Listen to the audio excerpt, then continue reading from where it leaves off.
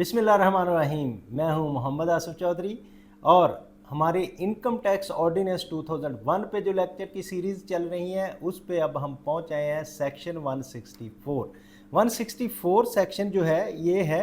Certificate of collection और deduction of taxes. बहुत सारे टैक्स पेयर्स जो हैं उनको जब कोई उनका टैक्स डिडक्ट करता है या उसमें से विद हेल्ड करता है, कलेक्शन करता है, तो वो विद होल्डिंग एजेंट उनको एक सर्टिफिकेट देता है कि फ़लाँ फ़लाँ सेक्शन के तहत 153 सेक्शन के तहत इतना टैक्स आपका कलेक्ट और डिडक्ट हो गया है। जैसे कि सैलरीड पर्सन को भी मिलता है, कुछ सर्विसेज प्रोवाइड कर रहे हैं 153 की उनको भी मिल रहा होता है, कोई गुड्स सप्लाई किए हैं तो उनके पास भी एक सर्टिफिकेट वो दे रहा होता है विद होल्डिंग एजेंट, साथ उसके CPR भी लगी होती है। तो वही जो सारी चीज़ें हैं वो इसमें बताई जाएंगी कि किस तरह से जब अगर किसी का आपने टैक्स विद हेल्ड किया है किसी रजिस्टर्ड पर्सन ने, तो वो उसको एक सर्टिफिकेट देगा कि मैंने आपका इतना टैक्स विद हेल्ड किया है और वो गवर्नमेंट को इस CPR के तहत जमा करवा दिया है और वो CPR भी साथ देगा। तो इसमें लॉ क्या कहता है वो हम पढ़ते हैं अब। collection certificate of collection or deduction of tax. Every person collecting tax under division 2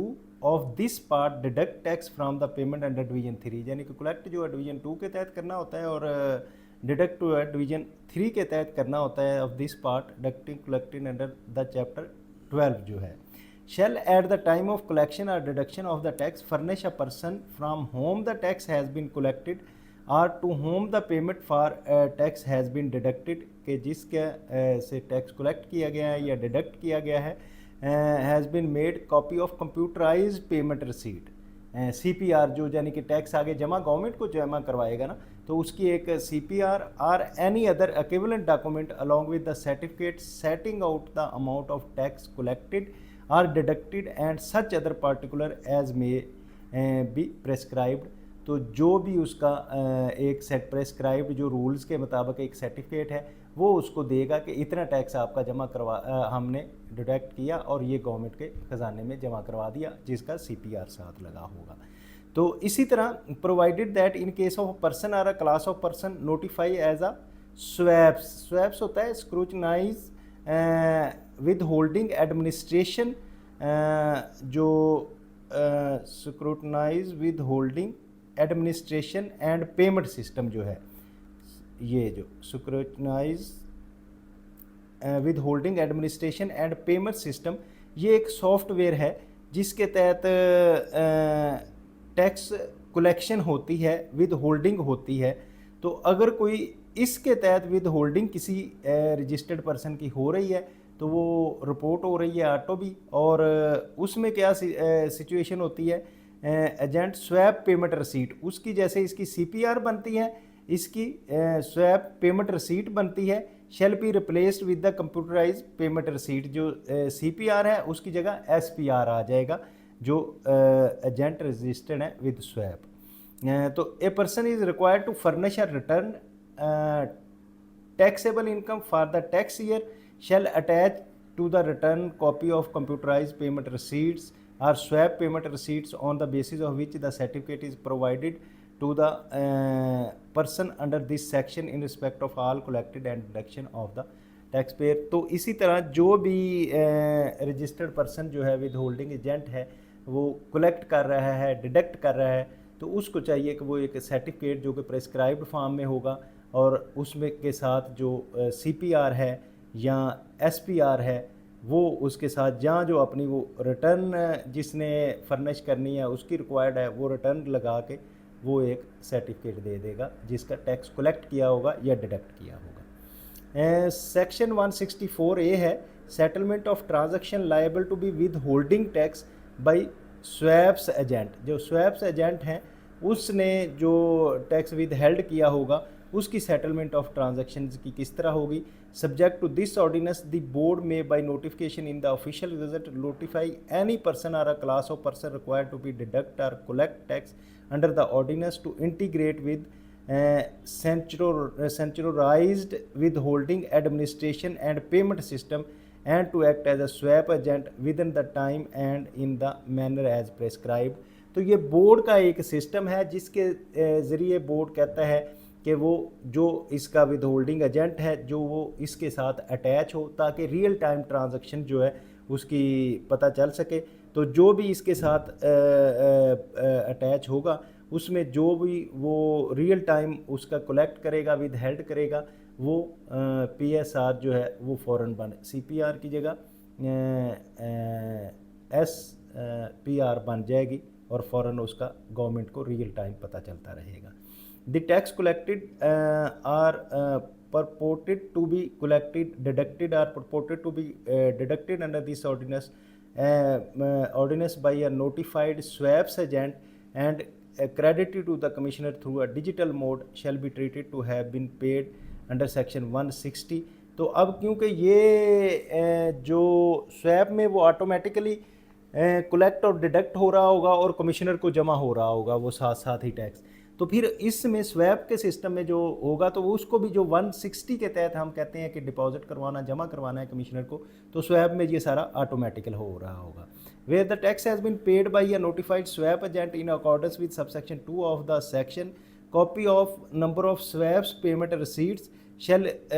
replace the copy of number of computerized payment receipts for the purpose of this ordinance। तो ज़ाहिर है कि वो कंप्यूटराइज पेमेंट रिसीट CPR जो होंगी वो तो इसमें नहीं होंगी, तो इसमें जो होंगी वो SPRs होंगी, तो वो ज़ाहिर है उसको रिप्लेस कर देगा, SPR उसमें काउंट करेंगे जो रियल टाइम होंगी। इसी तरह सबसेक्शन 4 है, any notified swap agent shall not be eligible for tax credit under part 10 of chapter 3 of the ordinance and exemption under any provision of this ordinance notified swap agent fail to integrate। तो जो भी अपने आप को swap के साथ integrate नहीं करेगा उसको स्वैप एजेंट उसको ना तो एग्जाम्पशन मिलेगी और ना ही उसको क्रेडिट मिलेगा उसका, तो इसके लिए ज़रूरी है उसको करवाना पड़ेगा। तो सबसेक्शन 5 है, all person from whom the tax has been collected or deducted by the notified swap agent shall be eligible for credit of tax withheld against SPR issued by swap agent। तो जितने भी जिनका tax collect हुआ होगा, direct deduct हुआ होगा, तो SPR उसको मिली होगी, तो वो लायबल होगा कि वो अपना क्रेडिट जो है उसको एडजस्ट कर सके और ले सके। इसी तरह all other provision of the ordinance not specifically dealt with this section shall mutatis mutandis apply to the notified swaps agent. तो इसी तरह इस जितनी भी बाकी ट्रांजैक्शंस होंगी इससे मिलती जुलती उसमें थोड़ी बहुत चेंजेस के साथ उसको नोटिफाई किया जाएगा स्वैप एजेंट्स की तरह। नहीं जी, नेक्स्ट आ गया 165 की स्टेटमेंट्स। तो ये बड़ी मारूफ है इनकम टैक्स ऑर्डिनेंस में। ये पहले तो ये होता था कि सेल्स टैक्स की रिटर्न के साथ टैक्स पेयर जो है वो एक विद होल्डिंग स्टेटमेंट देता था इनकम टैक्स की 165 के तहत। तो वो जो नहीं देता था वो 2500 रुपये पर डे उसका फ़ाइन होता था, जो कि बढ़ता बढ़ता बड़ा लंबी चौड़ी इस पर भी टैक्सेशन बनती थी। तो अब इसको क्वार्टरली कर दिया गया है। क्वार्टरली ये है कि जो भी विद होल्डिंग एजेंट है वो जितना टैक्स कलेक्ट करेगा या डिडक्ट करेगा किसी भी रजिस्टर्ड पर्सन का या टैक्स पेयर का, तो उसके लिए ज़रूरी है कि वो एक स्टेटमेंट FBR को जमा करवाए कि मैंने ये टोटल टैक्स जो है विद हेल्ड किया है। तो वो स्टेटमेंट जो है अब क्वार्टरली जमा होती है। तो उसके बारे में लॉ क्या कहता है हम उसको पढ़ते हैं। तो वो ये है कि every person collecting tax under division 2 of the part of the chapter 12 of the 10th schedule or deductive tax from under division 3। Collect जो है डिवीजन 2 के तहत और डिडक्ट पार्ट डिवीजन 3 के तहत of this part of chapter 12 or the 10th schedule shall furnish to the commissioner a quarterly statement। ये पहले monthly होती थी, अब क्वार्टरली हो गई है। In the prescribed form setting out, तो उसमें एक प्रेस्क्राइब्ड फॉर्म में होगा जिसमें ये दिया गया होगा कि फ़लाँ रजिस्टर्ड पर्सन है, CNIC ये है, इतना टैक्स है, इस रेट से काटा गया, इसके टोटल पेमेंट ये थी, ये इस तरह से वो करेंगे। तो ये इसमें क्लास ए में बताया भी गया है, the name computerise national identity card number, national tax number and address of each person from whom the tax has been collected under division 2 of this part or the tax has been deducted under division 3 of this part or the 10th schedule of each quarter। तो हर quarter का उसका नाम, address, उसका computerise identity card, NTN और किस head में काटा है ये भी दिया जाएगा। The total amount of payment made to a person from which the tax has been deducted under division 3 of part of chapter 2 और the 10th schedule in each quarter. तो उसमें टोटल अमाउंट बताई जाएगी कि कितनी अमाउंट थी जिसके against उसको विद हेल्ड किया गया। इसी तरह total amount of tax from which the division 2 it part 3 of the 12 of the 10th schedule deducted, यानी कि टोटल डिडक्ट कितनी की गई, पहली में कलेक्ट कितनी थी, डिडक्ट कितनी गई, payment made to the person of the division 3 and part 3 of the chapter 12 और the 10th schedule of each quarter. ये जो हम बार बार पढ़ रहे हैं कि डिवीजन 3 है, पार्ट ऑफ द जो चैप्टर हमारा है 12 और 10th शेड्यूल में ये यानी कि हर क्वार्टर में डायरेक्ट हो रही है या कलेक्ट हो रही है, उसकी टोटल तफसील दी गई है। इसी तरह सब सेक्शन क्लास डी है, सच अदर पार्टिकुलर एज में भी प्रिस्क्राइब, अगर और कोई भी पार्टिकुलर प्रिस्क्राइब ला ने किए हैं तो वो भी बताने होंगे। तो इसकी एक प्रोवाइजो दिया गया है, provided that every person as provided in sub section 1 shall be required to file a withholding statement even where no withholding tax is collected or deducted during the period। हाँ, तो अब जो विद होल्डिंग एजेंट है उसने quarterly वो with holding statement ज़रूर देनी है, चाहे नील की दे। अगर कोई काम नहीं हुआ, कोई विद हेल्ड नहीं किया, तो वो नील की एटलीस्ट ज़रूर दे, अदरवाइज इस पर फाइन होगा। Provided further that this section shall not apply where the information required under section 1 has been furnished under section 165। लेकिन अगर किसी की 165A के तहत अगर कोई दे रहा है इन्फॉर्मेशन, तो उसके लिए ज़रूरी नहीं है कि वो 165 में भी दे। इसकी एक एक्सप्लेनेशन दी गई है, वो भी हम पढ़ते हैं। क्या है? For the removal of debt it is clarified that in subsection overrides all conflicting provision containing in the protection of economic reforms act 1992, banking companies ordinance 1962, foreign exchange act 1947 and the regulations made under state bank of Pakistan act 1956 if any on the subject in so far divulgence of the information under section 165 is concerned। तो one से इनके लिए जो financial institution है, exchange companies हैं, banking companies हैं जो हैं, इनके लिए अलहदा से भी आगे इंफॉर्मेशन के लिए बनाया गया है। तो इसकी एक्सप्लेनेशन दी गई है। सेक्शन 1 है, every person involve in engage in economic transaction as a prescribed by the board shall furnish a commissioner quarterly statement in the prescribed form and manner. तो हर वो बंदा जो इकोनॉमिक ट्रांजैक्शन में इन्वॉल्व होगा, तो जो बोर्ड ने प्रिस्क्राइब्ड की गई हैं, तो उसके मुताबिक वो अपनी क्वार्टरली विद होल्डिंग स्टेटमेंट जो है, अपनी 165 की जो स्टेटमेंट है वो ज़रूर जमा करवाएगा। Every prescribed person collecting tax under division 2 of this part of the chapter 3 of the 10th schedule, deducting tax under division 3 of this part of chapter 12 of the 10th schedule shall furnish a statement under the subsection 1 or 1A of the following scheduled namely। तो वो किस तरह से करेगा? Number 1 तो ये है, class ए है, ये शेड्यूल है जिस तरह से उसने स्टेटमेंट जमा करवानी है। क्लास ए है, in respect of quarter ending 31st day of March, क्योंकि पहला क्वार्टर जो है वो हमारा 31st को क्वार्टर हमारा जो है कंप्लीट होता है, तो उसकी ऑन और before the 20th day of April, तो उसके अगले महीने के अप्रैल की 20 तारीख तक उसने जमा करवाना है। इस तरह in respect of quarter ending year 30th day of June, दूसरा क्वार्टर हमारा जून में ख़त्म होता है, तो 30th जून के बाद जो होगा तो उसको 20th डे ऑफ जुलाई, यानी कि अगले महीने की जुलाई की 20 तारीख तक उसको करवाना होगा। और इसी तरह जो क्वार्टर हो रहा है 30th डे ऑफ सितंबर को कंप्लीट हो रहा है, उसका on or before 20th day of October उसको जमा करवाना होगा। और जो आखिरी क्वार्टर हम हो रहा है in respect of ending quarter before 31st day of December on before 20th day of January जो है उसको करवाना होगा। इसी तरह जो जो क्वार्टर जहाँ ख़त्म हो रहा है तो उसकी इसको टैक्स जो है प्रॉपर जमा करवाएगा। तो सब सेक्शन 2A की बात हम कर रहे हैं। Any person who having furnish a statement under sub section 1 or sub section 2 discover any omission or wrong statement therein may file a revise statement within 60 days of filing of statement under sub section 1 or section 2 of the case में भी। हाँ, अगर कोई ऐसा हो गया है कि उसने कहीं कोई गलती हो गई है या कोई मिस्टेक हो गई है, तो उसकी जो है विद इन 60 डेज जो है उसकी रिवाइज भी स्टेटमेंट 165 की स्टेटमेंट दी जा सकती है। इसी तरह सब सेक्शन 2B है, notwithstanding anything contained in this section, the commissioner as he deems fit may by a notice in writing require a person collecting, deducting tax under this ordinance to furnish a statement for any period specified notice within such period and time as may be specified। तो किसी से भी जो commissioner है वो उससे require कर सकता है कि आप अपनी जो स्टेटमेंट है कलेक्ट और डिडक्ट हुई है उससे वो ले सकता है। इसी तरह बोर्ड में prescribe the statement requiring any person to furnish the information in respect of transaction of prescribed form verified in the prescribed manner। तो इसी तरह बोर्ड में प्रेस्क्राइब स्टेटमेंट एक बता सकता है कि इस तरह की रूल्स में प्रेस्क्राइब होगा कि इस तरह की स्टेटमेंट होगी जिसको जमा करवाना होगा।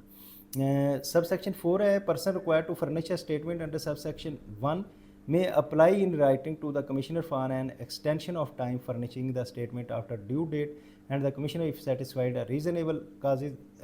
exist the non furnishing of the statement by the due date, may by an order in writing grant the applicants to extension for time in furnishing the statement। तो अगर कोई ऐसी सिचुएशन है कि वो बंदा लेट हो रहा है जिसने स्टेटमेंट 165 की देनी है, तो वो कमिश्नर को अप्लाई करेगा कि टाइम एक्सटेंशन के लिए, तो उसको एक्सटेंशन मिल जाएगी, तो उसके ज़रिए वो फिर लेट फाइल कर सकता है। इसी तरह बोर्ड में by make a rule relating to electronic furnishing of the statement under section including, यानी कि बोर्ड जो है जिस तरह रिटर्न की इलेक्ट्रॉनिक है, इसी तरह 165 की इलेक्ट्रॉनिक स्टेटमेंट है उसके रूल्स बना सकता है, और वो रूल बने हुए भी हैं। तो इसकी क्लास ये है mandatory electronic filing of statement एक तो है, दूसरा determine the eligibility of the data for such statement and E intermediary के डिटरमिन एलिजिबिलिटी ऑफ डाटा की और ई इंटरमीडियरी की भी पोजीशन इसमें इलेक्ट्रॉनिक में वाज़ह कर सकता है। तो क्लास सब सेक्शन 6 है, every person deducting tax from payment under section 149 shall furnish to the commissioner an annual statement in prescribed form and manner. तो अगर कोई ऐसे सैलरी में विद हेल्ड कर रहा है, किसी का टैक्स डिडक्ट कर रहा है, तो उस डिडक्शन के अगेंस्ट 149 की जो डिडक्शन है उसके लिए फिर कमिश्नर को एनुअल स्टेटमेंट देनी पड़ेगी, अगर सैलरीज के रिलेटेड ही सिर्फ हो रहा है। तो सब सेक्शन 7 है, every prescribed person, prescribed mean withholding agent जो है, person collecting tax under division 2 of the part chapter 12 of the 10th schedule and deducting tax under part 3